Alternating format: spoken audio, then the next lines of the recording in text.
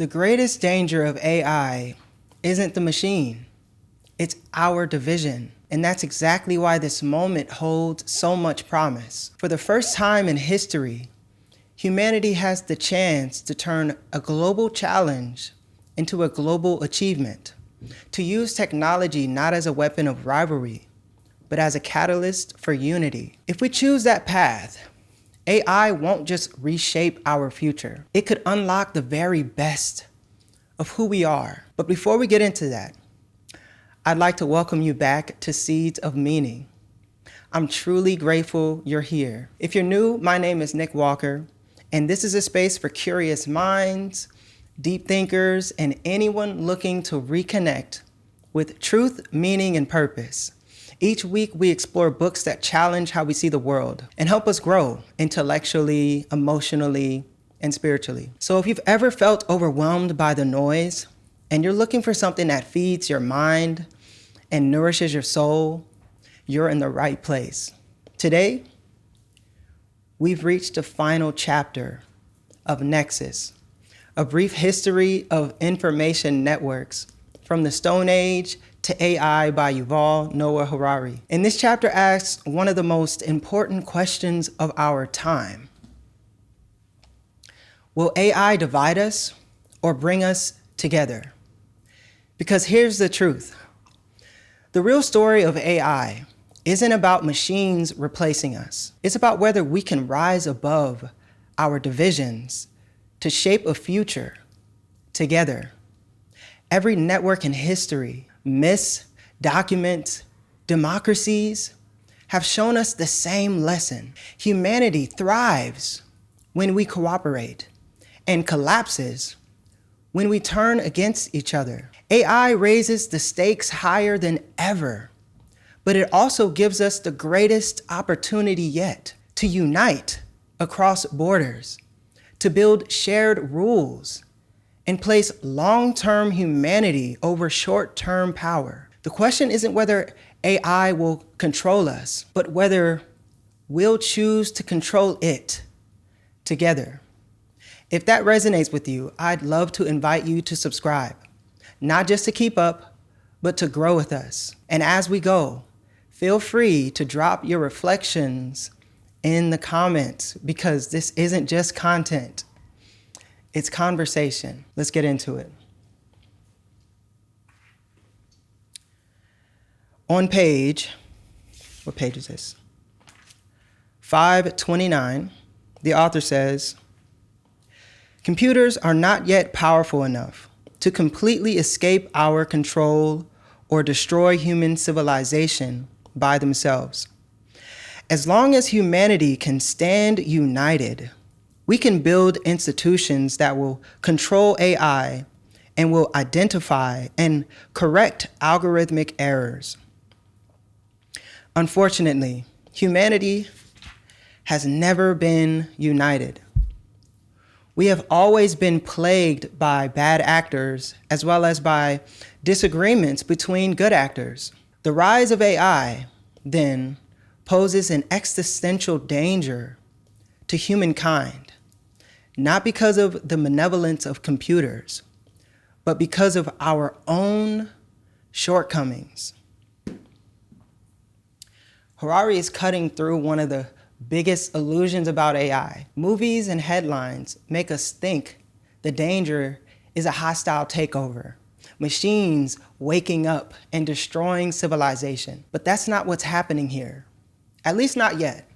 Instead, the real problem is us, humans. He's pointing out that computers are not yet capable of overthrowing us on their own. They don't have the power or autonomy to seize control. What makes them dangerous is how we, the humans, use them or fail to use them responsibly. If humanity stood united, he says, we could create institutions strong enough to monitor AI, correct its mistakes, and keep it aligned with human goals. In other words, the technology isn't the bottleneck. Cooperation is. But here's the catch. History shows that humanity has never been united. We've always been divided by self-interest, ideology, mistrust, and competition. Even when two sides both want the good, they often disagree so deeply on what that good is and how to achieve it that it prevents them from working together. So the true existential risk isn't machine malevolence, it's human disunity. And that's where the opportunity comes in. If division is the weakness, then unity is the solution. For the first time in history, humanity is facing a challenge that is global in scope. It's not confined to one nation, one religion, or one culture. AI doesn't respect borders, which means the only way forward is for humans to come together in a way we've never managed before. So Harari is holding up a mirror. AI isn't the villain of the story. We are, unless we decide to become the heroes. Harari is reminding us of something profoundly hopeful. AI doesn't have to be our downfall. Computers, at least for now, aren't capable of destroying humanity on their own. The real variable isn't the machine, it's us. And there lies the opportunity. If humanity can find a way to stand united, we have the power to shape AI into something that serves us, protects us, and amplifies our best qualities. Unity makes possible the kind of institutions and safeguards that can correct errors, prevent abuses, and keep this technology aligned with human values. But of course, Harari is also honest about our track record. Humanity has never been perfectly united. We've always had disagreements, rivalries, and bad actors. But instead of seeing that as the final word, we can see it as the challenge of our generation to do what no generation before us has ever done. AI puts before us a choice, not just about technology, but about who we are as a species. Will we keep repeating the same old patterns of division? Or will we rise to the occasion and cooperate on a truly global scale? So beneath the warning is a call to possibility. The rise of AI could be the crisis that finally forces humanity to discover its deepest strength: unity.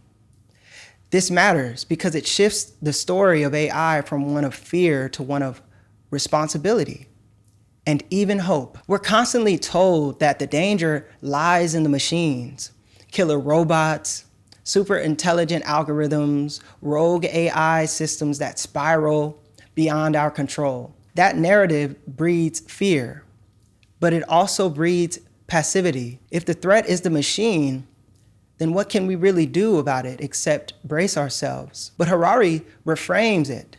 He says the real danger is our inability to work together, which means the real opportunity is unity. Think about that.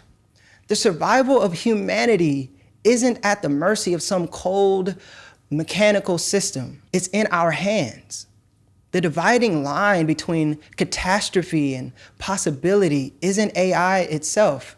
It's whether we as humans can build trust, cooperate across borders, and create institutions that reflect our shared values. And this is bigger than just technology. The story of AI becomes a mirror of the story of us. If we can rise above our usual divisions, if we can unite across nations, religions, and political lines, then AI doesn't just become not dangerous, it becomes transformative. A tool that amplifies human creativity, solves global problems, and helps us live more wisely. So why does this matter? Because AI is holding out an invitation. It's saying, you can't keep living in silos. You can't keep fighting the same old wars. Not if you want to survive this next chapter. And for the first time in history, unity isn't just an ideal, it's a survival strategy. Imagine, instead of the United States and China treating AI as the next arms race, what if they treated it as the next moon landing, but a shared one? Today, most people assume the US and China are locked into rivalry, competing for dominance in AI. in semiconductors, and global influence. Every breakthrough by one side feels like a threat to the other. And history tells us that that's how great powers behave. They race, they outspend, they undermine. But what if, just once, the story played out differently? Picture the two largest powers on Earth agreeing that AI isn't a weapon to dominate others, but a responsibility to safeguard humanity. Imagine US and Chinese scientists working side by side, not to build the most powerful algorithm, but to create a shared framework for safety and ethics. Imagine the trillions of dollars currently pointed toward competition being redirected into collaboration, joint research labs, common standards, global safety nets. It sounds utopian, maybe even naive, but think about it. If these two nations could cooperate on AI, it would not only reduce the risk of catastrophic misuse, but it would also send a signal to the rest of the world that cooperation at the highest level is possible, that unity isn't just a dream, but a choice. We've seen glimpses of this before. During the Cold War, even at the height of nuclear tension, the US and Soviet Union signed arms control treaties and cooperated on space exploration. They realized some problems were bigger than their rivalry. AI is an even bigger problem, but it also is an even bigger opportunity. So the question isn't just what happens if the US and China race to control AI. It's what could happen if they chose, for once, to walk together. What Harari is really offering here is a glimpse of the future we could create. The real question isn't whether AI will rise against us, it's whether we will rise for each other. And that's exactly what this chapter and this whole book has been pointing us toward. The recognition that networks of cooperation have always determined the fate of humanity. If myths could bind scattered tribes into nations, if documents could turn messy realities into systems that govern billions, if democracies could harness disagreement and turn it into collective decision-making, then why not this? Why not unity at a level we've never managed before? This isn't wishful thinking. It's an invitation. AI could become the very thing that finally forces humanity to practice what history has been teaching us all along, that our survival and our flourishing depend on our ability to share a story bigger than any single border or ideology. So when we ask, what does the future of AI look like? We're really asking, what kind of humans will we choose to be? And the hopeful answer is this. If we choose unity, then AI doesn't have to mark the end of our story. It could mark the most extraordinary new beginning. If humanity's greatest opportunity is unity, then here's what I want to ask you.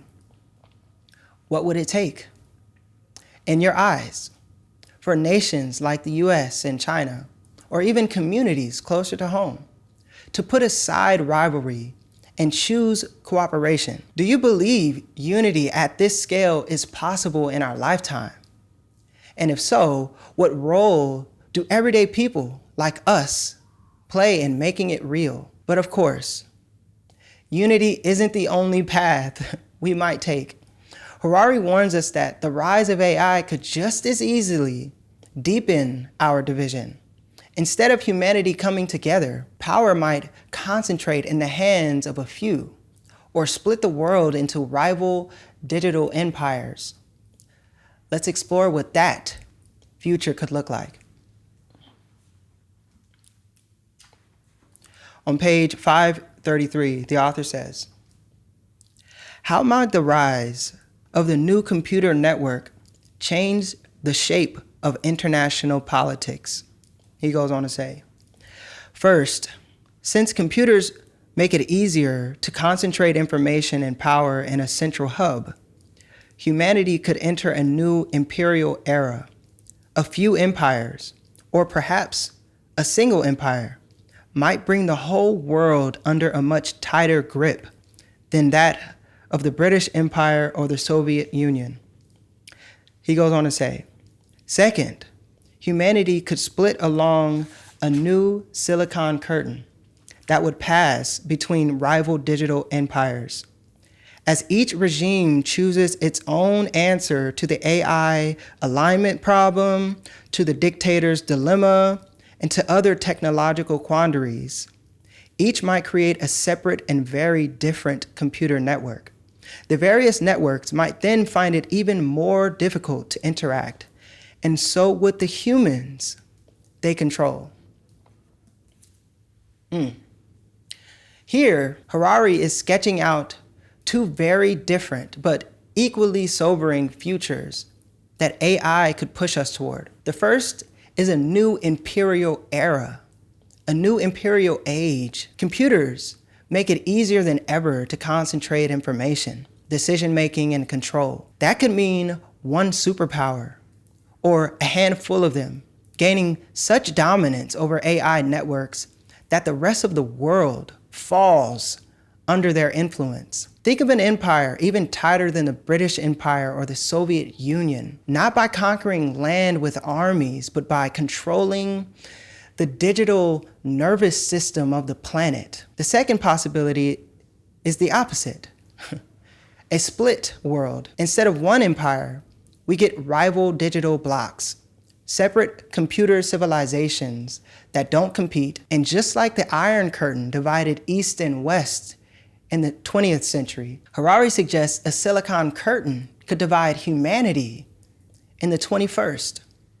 Both scenarios share a theme. The way AI reshapes power will make it harder for humans to interact freely and on equal footing. Whether through domination or division, the danger is the same. Fewer conversations across borders, and more control by those at the top of the digital hierarchy. At its core, this quote asks us to consider, are we moving toward a single empire of code or a fractured world of competing networks? In either case, what happens to the humans who live inside those systems? This is an important idea to consider because it forces us to confront just how much the balance of global power could change in our lifetime. For centuries, empires rose and fell through armies, trade routes, and territory. But AI is rewriting the rules. Whoever controls the flow of information, the algorithms, the networks, the data, controls far more than land. They control how billions of people see reality, make decisions, and interact with one another. If power becomes centralized in a single digital empire, humanity could experience a level of control more absolute than anything in history. Imagine not just one government, but one network determining what's true, what's false, and what choices are available to you. The British Empire and the Soviet Union relied on physical borders. A digital empire would live inside your phone, your workplace, your home. On the other hand, if the world fractures along a silicon curtain, the risks are different, but just as severe. Competing AI systems could create incompatible realities, different languages of truth, different rules of logic, even different visions of morality. And once those networks diverge far enough, cooperation between them could become nearly impossible. It wouldn't just be a geopolitical divide. It would be a divide in how humans understand the world. So why are we discussing this? Because we're not talking about a distant future. These seeds are already being planted. For the race for semiconductor dominance to the battles over internet governance, we can already see the outline of both paths, centralization and fragmentation. Harari is asking us to pause and recognize the choices we make about AI governance today aren't just about technology. They're about whether we end up with one empire that controls us all or multiple empires that can't even speak to each other. Either way, humanity risks losing the conversation that holds us together. We don't have to stretch out our imagination far to see how Harari's warning is already playing out. Again, just look at the dynamics between the United States and China. On one side, the US dominates in AI innovation through companies like OpenAI, Google, and Microsoft. It also controls the most advanced semiconductor technology through companies like NVIDIA. Chips so powerful that nations are now treating them like oil, restricting their flow and building stockpiles. On the other side, China has built its own vast digital ecosystem. Its tech giants like Baidu, Tencent, and Alibaba are creating AI systems trained on Chinese data and values, while the state enforces strict surveillance and censorship. And Beijing isn't just catching up, it's building parallel infrastructures, its own social media networks, its own app stores, even its own global payment systems. So, what we're witnessing isn't just a race for dominance. It's the slow construction of two different digital worlds. Already, platforms and technologies from the US and China don't easily connect. Try downloading TikTok in the US, and you'll see a very different version from Boyan in China. Try searching for sensitive political topics in Beijing versus Washington, and you'll get two completely different realities. This is the Silicon Curtain forming in real time. Two rival empires building not just competing economies, but competing information environments. And if those systems grow farther and farther apart, the humans inside them will find it harder and harder to understand one another. That's why this moment is so critical. Whether we drift toward one dominating digital empire or two rival ones, the outcome will shape how power flows for generations. This vision of rival empires, or a single empire with total control, pulls us right back to the heart of this episode's message. The real story of AI isn't about machines gaining power on their own. It's about how we humans choose to shape and distribute that power. Harari's warning shows us what happens if unity fails. Either domination by one network or fragmentation into competing networks that can't speak to each other. Both paths highlight the same truth, that our future hinges on whether humanity can cooperate across borders and create shared rules that keep information flowing. And here's the hopeful thread. If disunity leads to control and division, then unity offers another path. One where AI doesn't become a tool of empire, but a tool of collaboration. One where we don't lose the conversation between peoples, but deepen it. This is why this question isn't simply, will AI dominate us? But rather, can we choose to build a digital world where conversations and cooperation still hold us together? When you look at the rise of AI, what future do you think is more likely? A single empire gaining control of the world's digital networks, or a split into rival blocks where different systems can't even connect? And here's the deeper layer. If those are the options on the table, what role do you think ordinary people, not just governments or corporations, can play in making sure cooperation doesn't disappear? So far, we've seen two stark possibilities: domination by a single empire or fragmentation behind a Silicon Curtain. Both of these futures carry heavy risks: less freedom, less trust, fewer conversations across borders. But Harari reminds us that there's always another option. Even in a divided world, cooperation is still possible. Not because we're all the same, but because we can still exchange stories, ideas, and information. Let's explore that next. On page 564, the author says, "Of course, no matter whether the world is divided between a few digital empires, remains a more diverse community of 200 nation states, or is split along altogether different and unforeseeable lines, cooperation is always an option. Among humans, the precondition for cooperation isn't similarity. It is the ability to exchange information. As long as we are able to converse, we might find some shared story that can bring us closer. This, after all, is what made Homo sapiens the dominant species on the planet. Here, Harari is widening the frame. He's just shown us the possibility of empires and digital splits, scenarios that feel almost inevitable. But then he reminds us, no matter how the world is divided, cooperation is always an option. The key insight is that cooperation doesn't require everyone to think the same, believe the same, or even live under the same system. The foundation of cooperation isn't sameness. It's the ability to exchange information.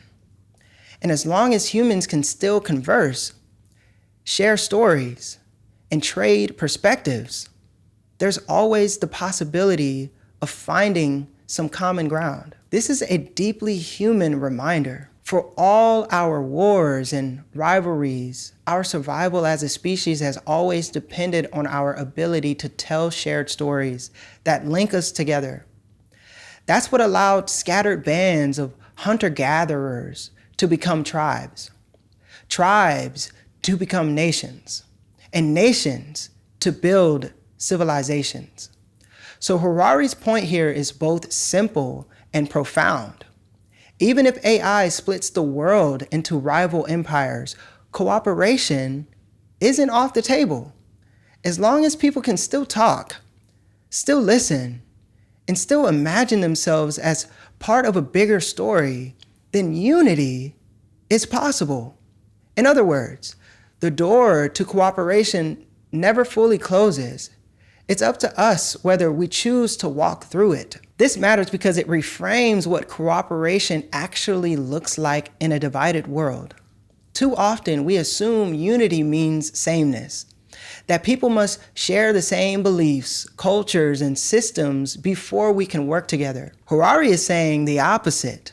Cooperation doesn't require us to erase our differences. It requires us to stay in conversation despite them.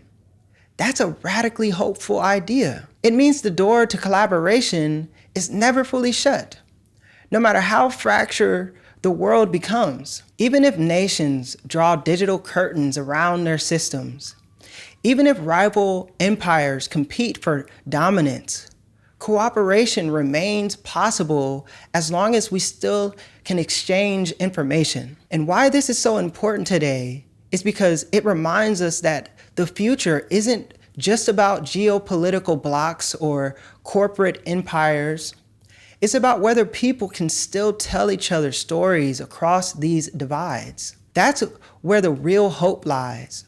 Shared stories allow us to build trust, and trust allows us to take collective action. It's easy to look at rising nationalism, culture wars, and tech rivalries and conclude that cooperation is naive. But Harari reminds us of a truth written in our DNA.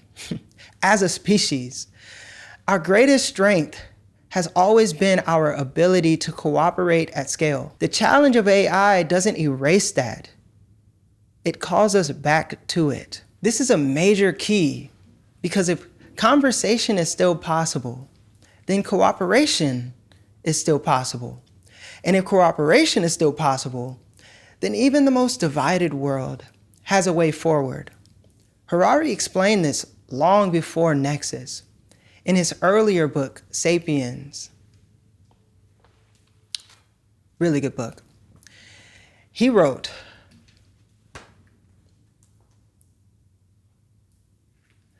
"Large numbers of strangers can cooperate successfully by believing in common myths.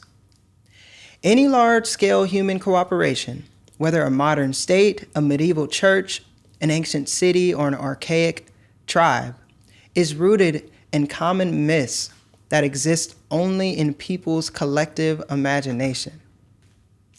He goes on to say, there are no gods in the universe, no nations, no money, no human rights, no laws, and no justice outside the common imagination of human beings.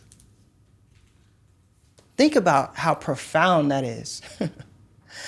The thing that shape our daily lives, money, borders, laws, human rights, they don't exist in nature. They exist in the stories we agree to believe together. And it's this ability, as he says, to cooperate flexibly in large numbers that made sapiens the dominant species on the planet. And when you step back, it's almost magical. Pieces of paper become money because we all agree on it. A passport becomes powerful, not because of the ink on the page, but because of the world that recognizes the story it tells.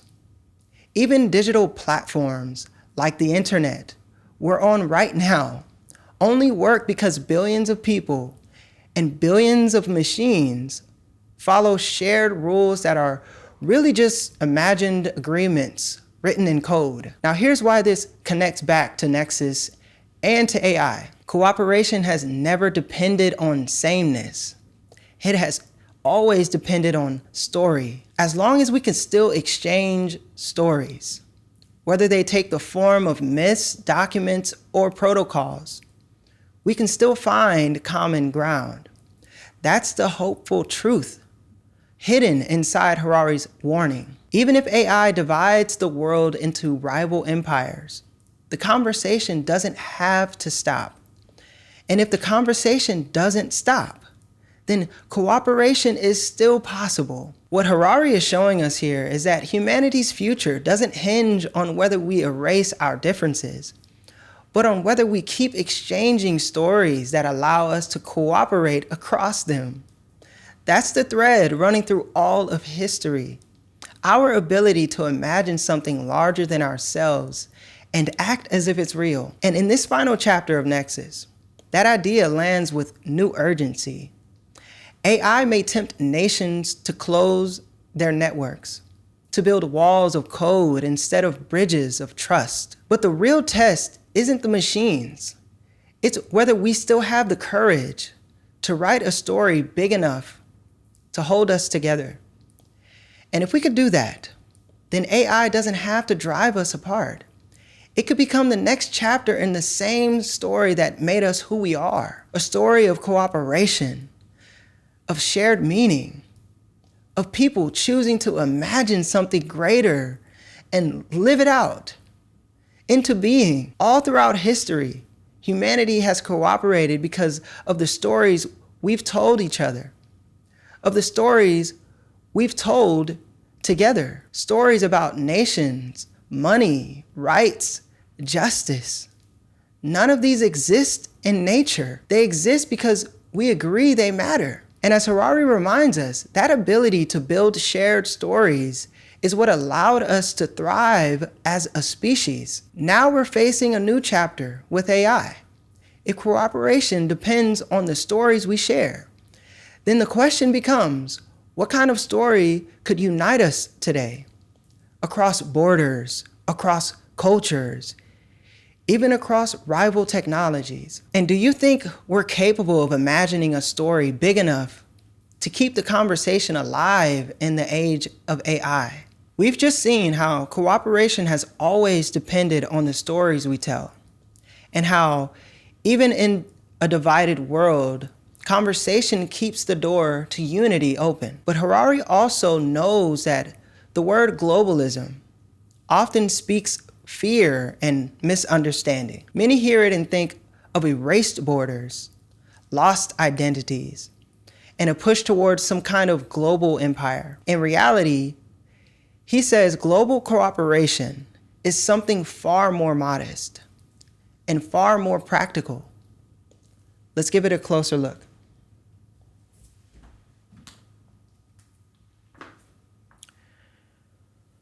On page 566, the author says, contrary to what populists argue, globalism doesn't mean establishing a global empire, abandoning national loyalties, or opening borders to unlimited immigration.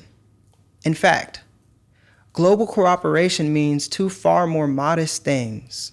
First, a commitment to some global rules. These rules don't deny the uniqueness of each nation and the loyalty people should owe their nation. They just regulate the relationships between nations. The second principle of globalism, he goes on to say, the second principle of globalism is that sometimes, not always, but sometimes, it is necessary to prioritize the long-term interests of all humans over the short-term interests of a few. Harari is doing some careful myth busting here. He knows that whenever the word globalism comes up, it's often weaponized, painted as a threat to national identity, loyalty, or borders. But he's clarifying that global cooperation doesn't mean dissolving nations or forcing everyone into one giant empire. Instead, it's much simpler. First, it means having some shared rules, not rules that erase culture or national uniqueness, but rules that make relationships between nations workable. Think of it like traffic laws. Every country can drive different kinds of cars, but we all benefit when stoplights mean the same thing. Second, it means that every once in a while, we need to step back from narrow interest and prioritize what serves humanity as a whole. Not always, not in every case, but sometimes. Climate change is an obvious example. Pandemics are another. And AI will be too. So Harari is telling us global cooperation isn't about surrendering local identity. It's about protecting the conditions that allow all identities to flourish without destroying one another. It's not a loss of belonging, but a safeguard for the bigger home we all share. This is pertinent today because so much of the resistance to global cooperation comes from misunderstanding what it actually is. When people hear globalism, they often imagine a faceless empire stripping away local culture, erasing borders, or forcing everyone into sameness. That fear fuels populist movements, deepens mistrust, and makes cooperation feel like a threat rather than an opportunity. But Harari's point cuts through that noise. Global cooperation doesn't ask us to give up who we are. It asks us to recognize that in a world where technology, climate, and disease that doesn't respect borders, we need some shared rules of the road. Without them, chaos spills over, no matter how strong or proud any one nation may be. And this isn't abstract. We've already seen the difference rules can make. Nuclear treaties didn't erase national power, but they helped prevent human annihilation. Trade agreements didn't dissolve cultures, but they allowed economies to thrive together. The same principle applies to AI. Without a baseline of trust and coordination, the race for advantage risks unleashing something none of us can control. Here's a deeper invitation. Global cooperation is not about losing identity. It's about enlarging responsibility. It's about realizing that loyalty to our nation and loyalty to humanity don't have to compete. They can coexist, and sometimes they must. If we fail to see this, we'll keep pitting us versus them in a world where the real threat doesn't care who's waving which flag. And if we embrace it, we can protect both our local roots and our shared future. You can see Harari's point playing out in the debates around AI ethics. On one hand, companies and nations are racing ahead, competing for breakthroughs, talent, and market dominance. On the other, there's a growing recognition that without some shared guardrails, this technology could spiral into consequences no one intended. Take the conversations happening in places like the EU, the US, and China. The European Union has pushed forward with the AI Act, setting rules for transparency, data rights, and risk management. In the United States, the White House has introduced a blueprint for an AI Bill of Rights, emphasizing safety, fairness, and accountability. Meanwhile, China has drafted its own guidelines around algorithmic recommendation systems and generative AI. On the surface, those frameworks look very different, shaped by each region's culture, politics, and priorities. But the underlying move is the same: to create rules that allow AI to benefit society without undermining it. Each one is an attempt, however imperfect, to say, here's the lines we won't cross. Now, imagine if those frameworks never spoke to each other. Imagine a world where every nation set its own rules in isolation. You'd have competing systems that couldn't interact, and companies caught between incompatible standards. Worse, you'd have no way to stop bad actors from exploiting the gaps. That's why Harari's clarification matters. Global cooperation on AI ethics doesn't mean one world government telling us what to do. It means agreeing on some baseline commitments that keep the technology from turning destructive. It means recognizing that sometimes, not always, but sometimes, the long-term survival of humanity has to come before the short-term wins of a few. And that's exactly the crossroads we're standing at right now. This moment of clarity about globalism deepens the bigger arc we've been tracing. The future of AI doesn't require humanity to collapse into one empire, nor does it demand that nations abandon their uniqueness. What it does require is the wisdom to recognize when the stakes are so high that cooperation has to come first. That's the balance. We can remain loyal to our nations, cultures, and communities, and at the same time, commit to shared rules that protect the whole. Unity doesn't mean uniformity. It means deciding that when the risks are global, the response must be global too. Seen this way, AI isn't just a test of technology, it's a test of whether we can expand our circle of responsibility without losing the identities that make us who we are. And if we pass that test, then instead of AI dividing us, it could become the very reason humanity finally learns how to cooperate at a higher level than ever before. Harari says global cooperation doesn't erase nations. It just sets a few shared rules and sometimes asks us to put humanity's future ahead of short-term gain. So let me ask you, where do you think that line should be? When should national interests take priority? And when should we be willing to place the survival and flourishing of all humans above the advantage of a few? And if global cooperation means shared rules and sometimes putting humanity first, the next question is, can we actually do it? History shows we've managed treaties on nuclear weapons and even biological weapons, but those took decades of mistrust, back-channel talks, and fragile compromises. Harari warns that with AI, the challenge will be even greater, demanding levels of trust and discipline the world has never seen before. Listen to how he puts it.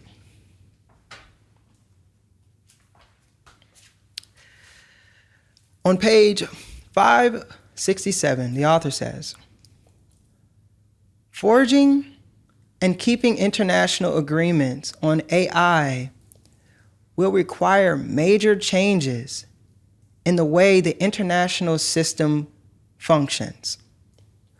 While we have experience in regulating dangerous technologies like nuclear and biological weapons, the regulation of AI will demand unprecedented levels of trust and self-discipline.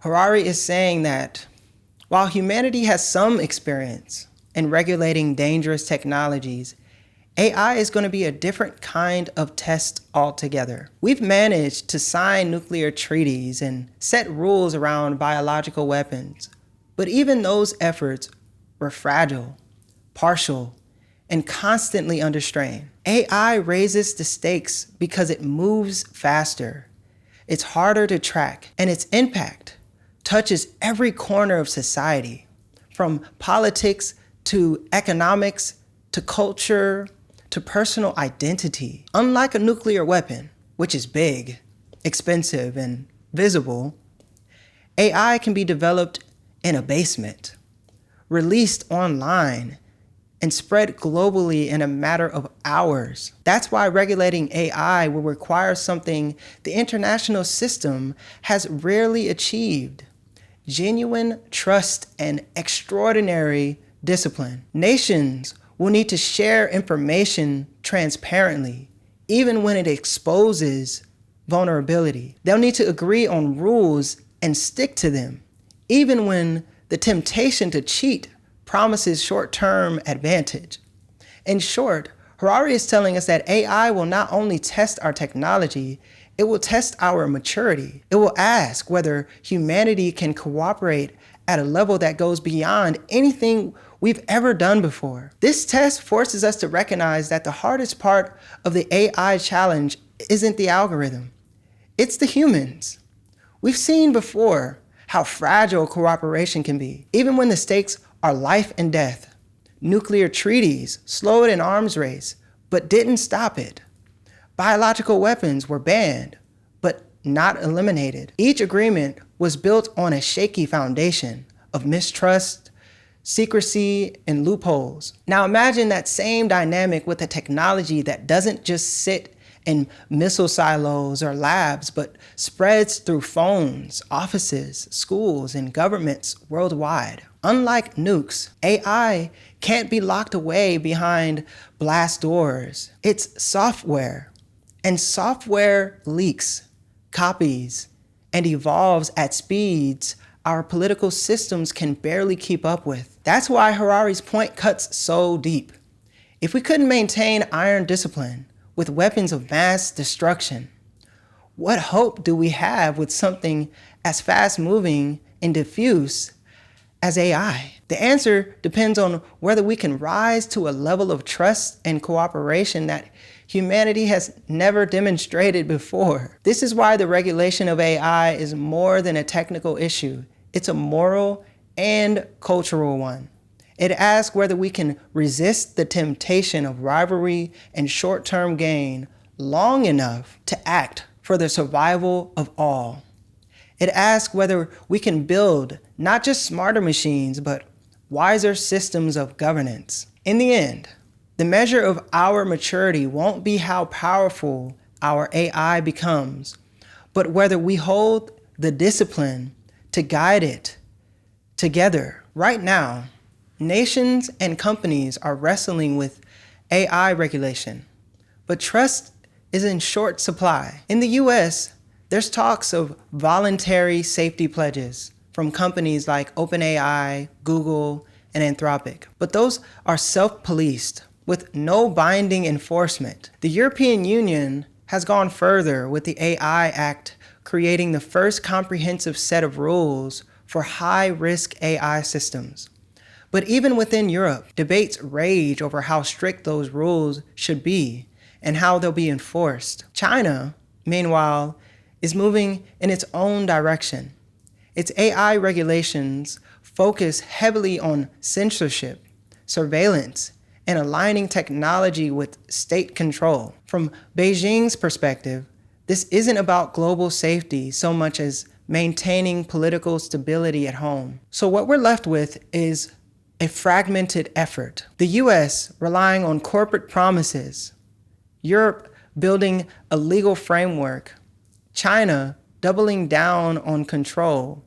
Each approach reflects local priorities, but none of them add up to a coherent global plan. And behind the scenes, every government is still racing for advantage, pouring billions into research, tightening export controls, hoarding chips. This is what Harari meant by unprecedented levels of trust and self-discipline. It's not that rules don't exist, it's that no one fully trusts anyone else to follow them. Every nation suspects the others are cutting corners, holding secrets, and gaming the system.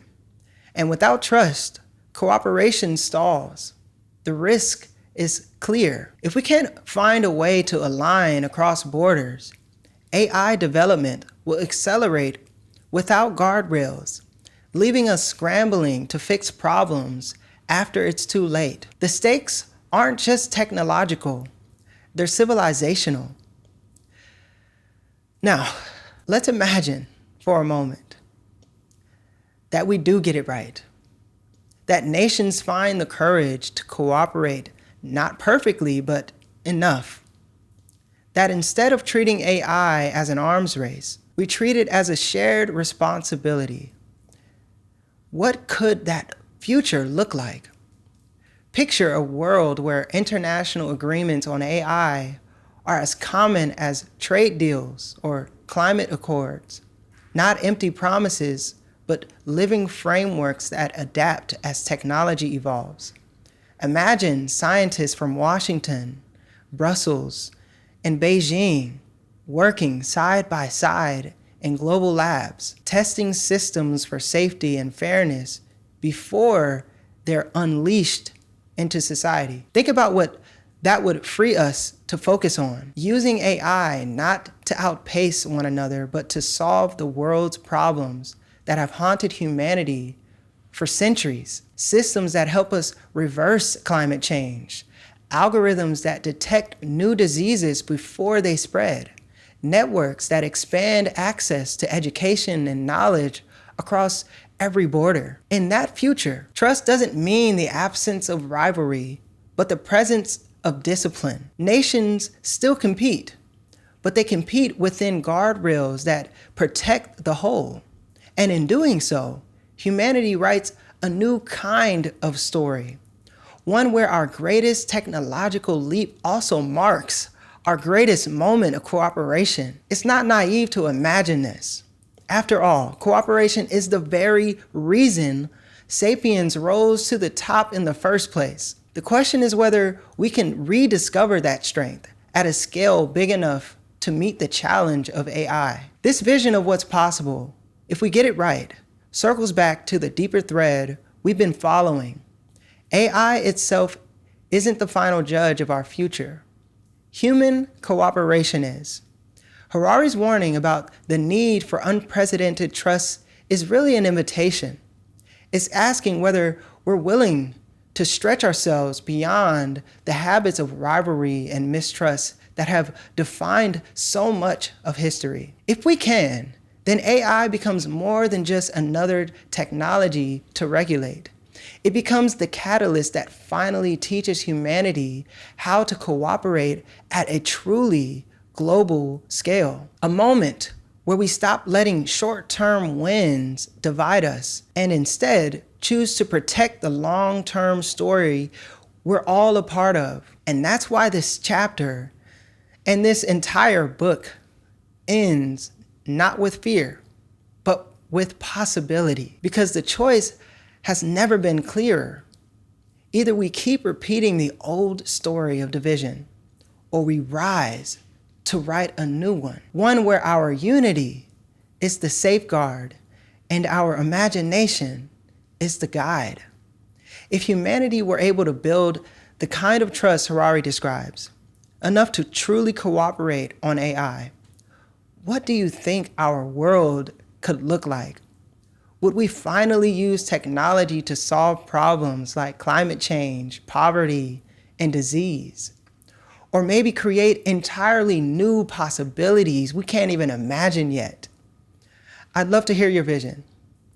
What's the future you'd hope to see if we actually got this right? We've walked through the warnings, the tensions, and the possibilities, from the risk of digital empires to the enduring hope of human cooperation. Harari leaves us with a challenge that's as old as our species, but more urgent than ever before.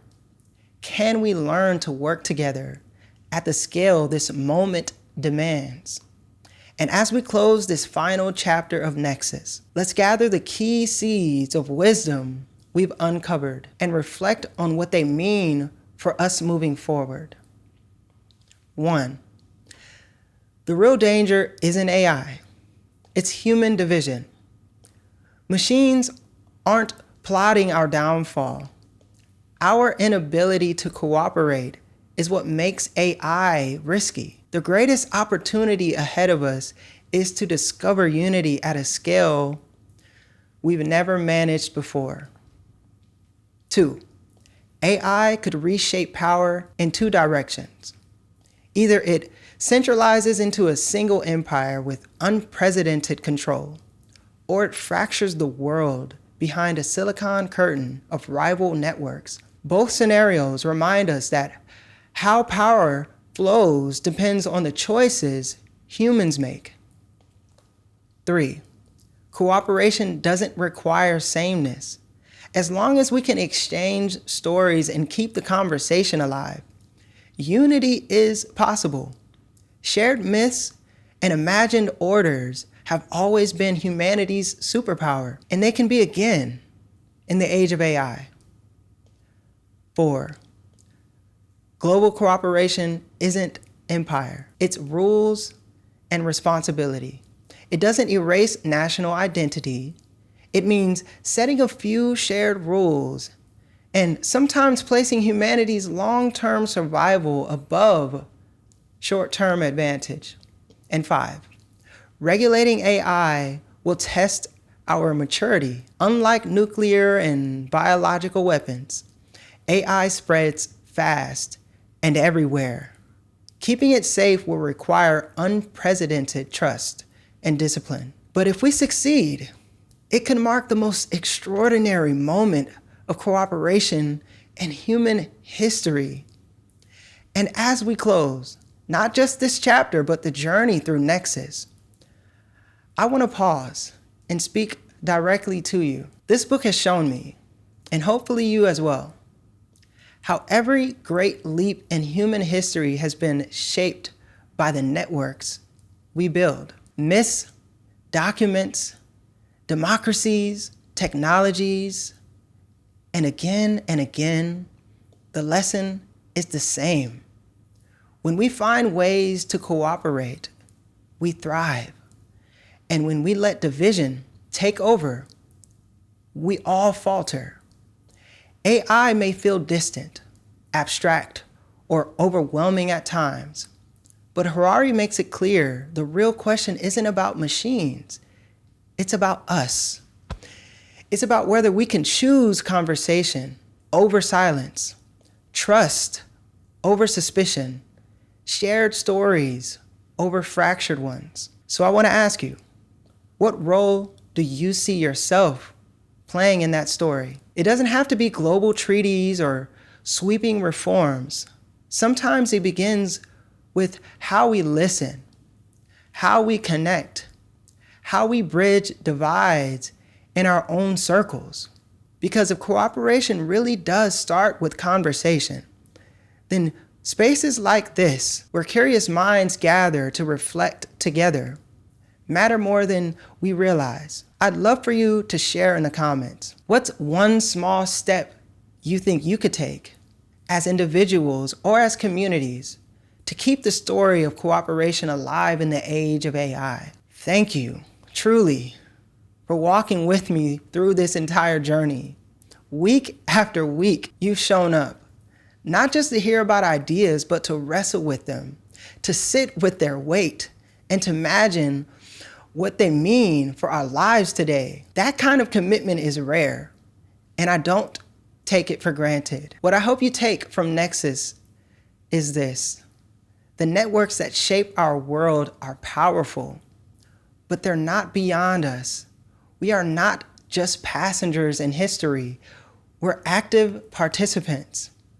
And the conversations we choose to have, the communities we choose to build, the values we choose to live by, those choices ripple outward more than we know. So as we close this book, I want you to feel empowered. The same way myths once bound tribes and documents once built nations, the stories we tell and live in now can shape the age of AI. That's not abstract. That's us, here and now. If this series has spoken to you, I'd love for you to subscribe so we can keep growing together. And if you want to take the next step, join the Seeds of Meaning book club. The links are in the description. It's a space where we keep these conversations alive and turn them into real connections. And don't worry, this isn't the end. Next week, I'll be starting a new book, a new journey, and I can't wait to walk through it with you. I'm Nick Walker. Thank you for being a part of Seeds of Meaning. I'll see you in the next book.